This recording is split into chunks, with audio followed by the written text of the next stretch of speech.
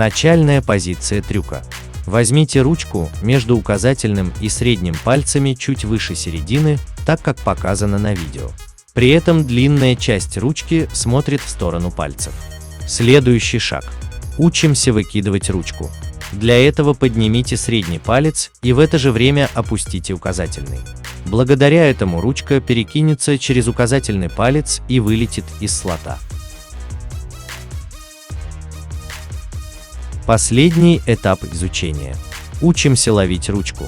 Когда ручка будет вылетать из слота и находиться с другой стороны указательного пальца, согните остальные пальцы. По инерции ручка докрутится и залетит обратно в слот. Очень важно, чтобы траектория вращения ручки была более вертикальной. На этом все. Удачи в изучении!